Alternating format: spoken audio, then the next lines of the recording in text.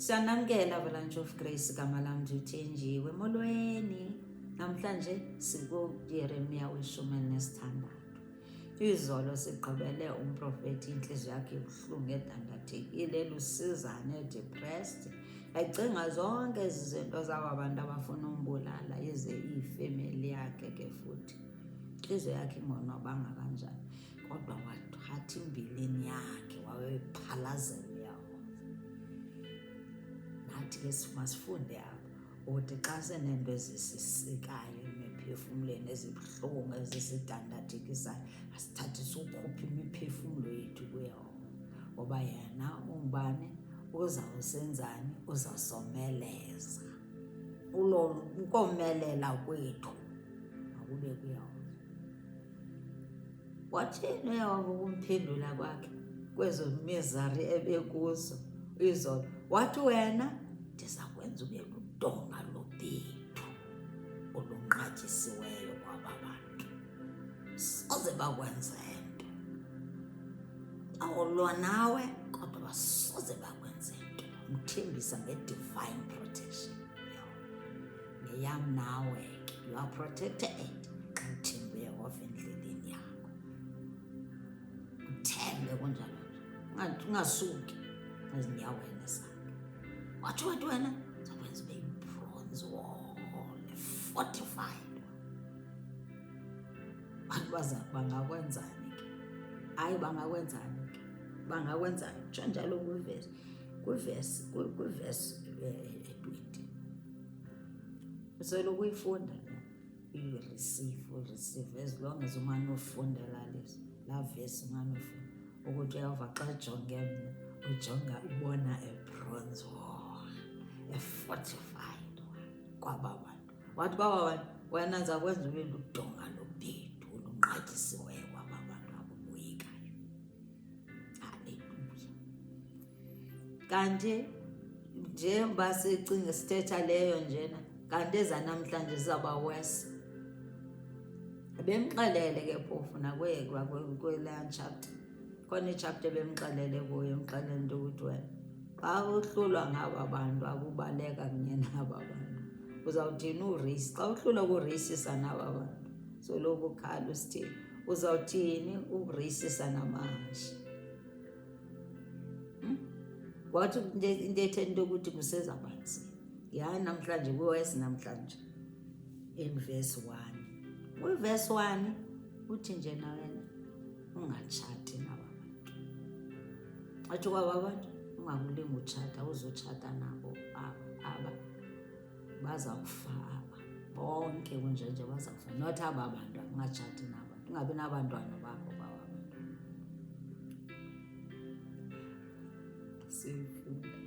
Asiyifunde inkathazo ezizayo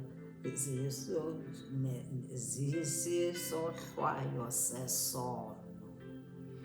Ivesi yokuqala wafika ilizwi kaYehova kum lisithi verse 2 uze ungazeki mfazi ungabi nanyana nazintombi kule ndawo.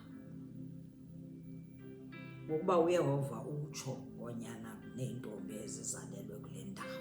Athi nangoonina ababazalayo nangooyise ababazalayo kweli lizwe. Wathi aba verse 4 baya kufa zizifo ezibulalayo bangambanjazelelwa futhi akho mntu ozabathulisa. Bangangcwatywa nongcwatywa naye ebuhlungu ke ngoku beseyikhathaza ke ngoku uyukuthi bazawufa aba bantu abakabuhlungu. Ungatshati laba bantu ungatshata apha akulingi utshata apha ungabi nabantwana kwaba bantwana aba ba-worse than aba bokuqala. Utshile khona ivesi azawutsho ezathi hayi aba abazenzayo noko ba-worse. Awunjani ukubona ubunje uqaqetheke rebellious people utsho njalo inhliziyo zabo ngoba yonke into embi oyenzayo iphuma enhliziyweni. Inhliziyo zabo zazikude noYehova. Asibuyiseni inhliziyo zethu ngoba ujonga inhliziyo singapretenda sipretende kodwa yena ujonga inhliziyo. Makasimcele ukuthi makabambe inhliziyo zethu makavase inhliziyo zethu azivase bengabakhohlisi. Nansi ke ngoku ke eseyibuhlungu ke ngoku ile yokuthi abazungcwatywa nongcwatywa, bayaba ngumgquba phezu komhlaba. Baya kuphela likrela nayindlala, nezidumbu zabo zibe kukudla kwentaka, zeentaka zezulu nokwezilo zomhlaba. Ezi zona zemnandanga. Xa zikhathaza thina ke ngoku ezo, how much more ke uYeremia? Ziindaba ezimbi ezimenza abe miserable naye, ezimkhathazayo.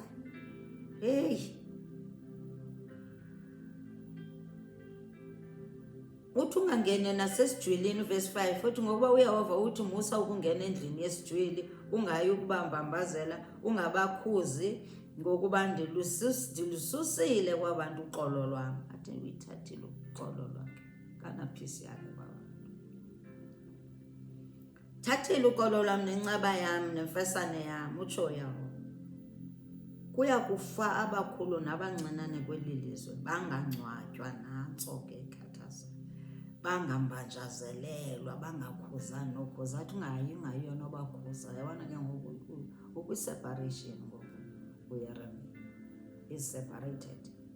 Akasafuni ukuthi makadibana nabo, angathembi namnye ke phofu, ngoba ungumabona bulala, angathi hayi aba bazumenza nto. Ungambanjazelelwa, kungacendwa, kungachetywa nentloko ngenxa yabo, kungabikho mntu ozilayo. Verse 7, bangaqhekezelelwa songa esijwilini sabo, ukuba bathuthuzelwe ngenxa yofileyo, bangasezwa ngendebe yentuthuzelo ngenxa yoyise nangenxa yonina. Uze ungangeni, nantso uthi ungangeni endlini yesidlo uba uhlale nabo, udle usele nabo. Wathini uYeremia umprofeti? Ewiphi iprofeti? Wathini? Waba-obedient. Uzawusindiswa yintoni? I-obedience. Nathi sizawusindiswa yintoni? I-obedience kwindlela yethu yophila. Uba simamele, we are obedient to God's word, kuza kubakho ntoni? I-protection. Uzawubakho inceba yakhe, uzawubakho imfesane yakhe kuthi. Le ncwadi kaYeremia izosifundisa, masifundiseke, sibe ne-teachable spirit. South Africa. She's Africa, not South Africa. Africa. Globally. Ilizwe likaThixo lithetha kubo bonke nobuphi. uYeremia incwadi efuna siyivizitheke. Ngoba utsho uYehova wemikhosi, uThixo kaIsrayeli, ukuthi yabonani, ndiya kuliphezisa kule ndawo phambi kwamehlo enu, nangemihla yenu, izwi lemihla nezwi lemivuyo, ilizwi lomyeni. Uverse 10, nangu ke ngoku uverse 10. Uverse 10 uthetha ke kaloku kothi xa uthe wabaxelela abantu la mazwi onke, baza kuthi kuwe, kungenxa yani na ukuba uYehova abuthethe ngathi bonke obu bukhulu kangaka? Buyini na ubugwenxa bethu? Athi bazawutsho, uthi bazawubuza kuwe wena Yeremia ukuthi senze ntoni, nasewini ubugwenxa bethu sekukubi kangaka, sesingasangcwatywa nongcwatya, izidumbu zethu sezityiwa zeentaka zezulu, sesingakhuzwa nokhuza, angasekho nesikhuzo noba sibhujela. Senzeni kangaka? Sisenzeni ke ngalo xesha xa sibuza? Silibele, singalibali ukuthi xa sisenza nantoni na engakholisi uYehova, siyazazi, uyazazi indlela zakho. Sofuna ubuxelelwa noxelelwa, iziphumo zayo zizaba zibi masizame nakanjani into ukuthi sizibuyise. Uthi bazobuza ubugonxa besenze ntoni. Uthi ke verse 11 uthi kubo kungenxa yokuba ooyihlo bendishiyile utsho Yehova, balandele Thixo bahambe babakhonza baqubutha kubo, mna bandishiye umyalelo wam abawugcina. Verse 12 nasuka ke nina nenza ububi phezu koyihlo, nango nelandela elowo ubungcola, ayikubungqola bubungcola, kodwa isiXhosa ngoku sesibhale ukuthi balandela ubungqola. Hey bantu, ayikho ukungqola, bakukungcola bentliziyo yakhe enobubi. Usincede Thixo ngesiXhosa, Xhosa Bible yona shem.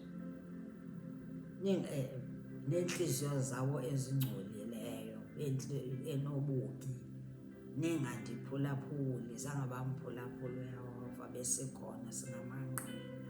Yiyo loo nto sisitsho sisithi masikhuzaneni, masikhuzekeni ukuthi nje uYehova ufuna simphulaphule. Nangu kuverse 13 uthi ndiyakunijulela ngaphandle kweli lizwe, ezweni eningalazanga nina noyihlo. Baxelela ukuthi bazaya eBhabhiloni bayothinjwa, abaxelela ikhonzele khona. Lela lizwe laseBhabhiloni lilizwe elikhonza izithixo kakade lingamfuni uThixo. Leyo loo nto esithi buyani phaya nizokhonza izithixo zenu nonele, niyokhonza oobhali benu nonele phaa.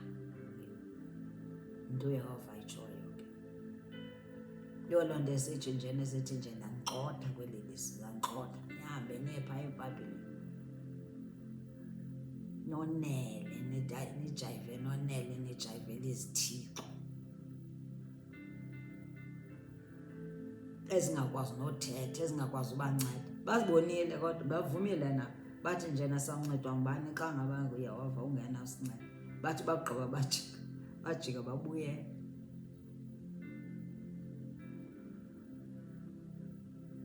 Wathi njena nina nawuye elizweni eningalazanga nina noyihle nikhonzele khona abo Thixo bambi imini nobusuku, ngokuba ndingayi ukuba natarho kuwo. Day and night ndizabe nonwabile phaa. Akho lonwabo. Verse 14 ngako oko yabonani iyeza imihla utsho Yehova eningayo kuba sathiwa ehleli nje uYehova wabanyusayo oonyana bakaIsrayeli ezweni laseYiputa ekuyeni kusithiwa. Verse 15 athi ehleli nje uYehova wabanyusayo oonyana bakaIsrayeli ezweni lasentla nasemazweni onke ebebagxothele kuwo, ndobabuyisela. Nangu uYehova wethu, isandla sakhe esiqinile kodwa intliziyo yakhe igcwele uthando. Athi ndizobabuyisela, uThixo obuyiselayo. Andikwazi indawo kuyo kuba usemhlaba umasini, ibhizinisi zakho zichithakele, yonke impilo yakho zawuqalela phantsi. UNguYehova obuyiselayo. Athi ndizawubabuyisela abantu bam. Bazaya phaya eBhabhiloni bayophatheka kakubi phaya ekuthinjweni, kodwa ndizababuyisela elizweni labo endafunga kootata babo, komkhulu babo. Oh, hallelujah. He's a God of restoration. Athi afika kholo uqalekisa intliziyo yakhe bebuhlungu endawo kuyo. Yithest leyo. Loo test leyo uzuyipasa ke with flying colors, ungasuki kuyo. Uncedo lwam luzawuvela kuwe Yehova, Thixo wemikhosi, umane usitsho. Uthi ndobabuyisela nguvesi bani, nguvesi 15. Uthi ndizobabuyisela kowabo umhlaba endawunika kooyise. Verse 16 uthi yabonani ndithumela ababambisi beentlanzi abaninzi beze bababambise utsho uYehova, emveni koko ndithumele abazingeli abaninzi beze babazingele baphume nabo ezintabeni zonke nasezindulini zonke nasezimfandeni zeengxondorha. Verse 17, ngokuba amehlo am akuzo zonke iindlela zabo azisithele kum, uthi azifihlakalanga kuwe, abufihlakalanga ubugwenxa babo phambi kwamehlo am, ubugwenxa bethu abufihlakalanga kuYehova. Iinto esizenzayo ebumnyameni uyazibona. Yiyo loo nto ufuna siguquke, sizibuyise, siripente, singasabuyile emva. Verse 18, kuqala ndobuvuza kabini ubugwenxa babo. Ubugwenxa babo buza kumultiplaya kabini, double. Ubugwenxa babo nesono sabo ngenxa yokulihlambela kwabo ilizwe lam ngezidumbu nezinto zabo ezinezoda, belizalisa ilifa lam ngamasikizi abo, amasikizi lawana okukhonza ezazithixo. Ezazithixo Yehova akayifuni laa nto yokukhonza izithixo nokwenza zonke izinto ezimbi abazaziyo ukuthi uYehova akazifuni. Yehova mandla am, verse 19, uYeremiya umprofeti lo uthi, Yehova mandla am, nqaba yam, ndawo yam yokusabela kwam. Verse 19, uthi Yehova mandla am, nqaba yam, ndawo yam yokusabela. Uyabona ukuthi indawo yam yokusabela kwam ngomhla wembandezelo. Uyambonga uYehova, uyathandaza ke apha uYeremiya. Uzive zonke izinto ezibuhlungu ezakwenzeka kwaba bantu ekudala, ebaxelela uba uYehova uthi nje buyisani indlela enenza ngayo izinto, buyelani kuYehova, ripentani. Uthi nje uyazibona ezi zinto ekudala zenzeka, ukhathazekile. Nanko ke ngoku kuverse 19 esitsho sithi, Yehova manqaba yam, ndawo yam yokubalekela kwam ngomhla wembandezelo. Ziyakuza kuwe iintlanga zivela eziphelweni zehlabathi zithi, oba badla ilifa lobuxoki, bodwa amampunge la engekho nto inokunceda phakathi kwawo. Verse 20, umntu uyakuzenzela oothixo yini na bengengabo oothixo. Verse 21, ngako oko yabona ndiyabazisa ngesi sihlandlo, ndibazise isandla sam ngobugorha bam, bazi ukuba igama lam linguYehova. Uyaphendula kuYehova pha. Uthi ke ngoku ke aba bantu ndifuna bandazi kakuhle, njengoba ndibasa phayana eluthinjweni, ndifuna batsale nzima, bandazi ukuthi ndinguYehova, bakwazi ukuthi unguYehova. Funeka nathi ke simazi uYehova ukuthi ungusiqalo, ungusiphelo. Noba singadoja-doja sidoja-doja, funeka sazi into ukuthi kodwa umntu usiphelo sethu nguye Yehova. Uthi ndifuna basazi isandla sam nobugorha bam, bazi uba igama lam ndinguYehova. Funeka aba bantu aba noba ungaze kusithweni na, ndiyakuvuya ndibonga Yehova, uyathetha ulukuza uYeremiya phaya esitsho sithi njena zonke ezi zinto ebezithethile kuverse 19. Yambonga uYehova ukuthi nje inqaba yam, amandla am, uYehova wam. Athi indawo yokusabela kwam ngomhla wembandezelo.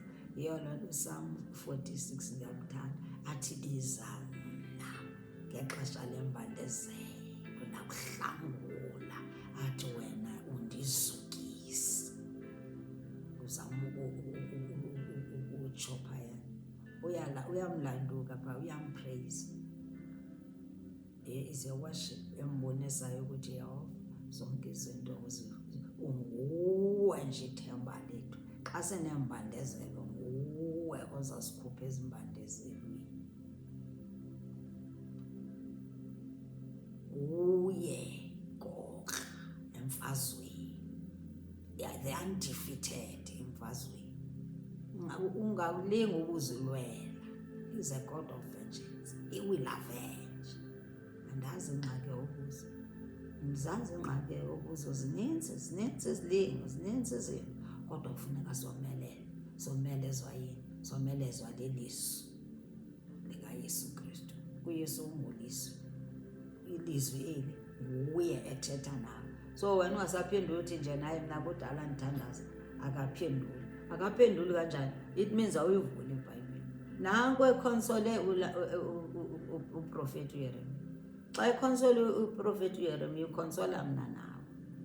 Nakweyiphi ingxaki onayo, za nayo kuYehova. Uzawuphakamisa. Laa uprofethi uphakamile. Phakamile kuverse 20, kuverse 19. uJehova amandla awo, qabaya. Hallelujah. Ndawo yam yobalekela kwam ngomhla wembandezelo. Uyazazi ukuthi wayebandezelekile kwisithobo sakubulawa. uYehova wathi wena kwaba bantu abo sakwenza ubhedu, bronze wall, fortified. Bronze wall, dongo linqatyisiweyo. Wena thanda kanjani la vesi, thanda kanjani. Funa umeditate kulaa vesi, umeditate, uyireceive. Singayisayenzi nokube yi-prayer point, uziyireceive ngoba uthetha nathi. Thank you, Jesus. We honor you, Lord. We glorify your holy name, Lord. He is powerful. Ungasapheli ukuncancaza. Yeremiya besitrenisha besithi bazakubulala. Khuphe leya Bhayibhile yakho, khuphe laa vesi. Qise ngalaa vesi, upersonalize, ubhale igama lakho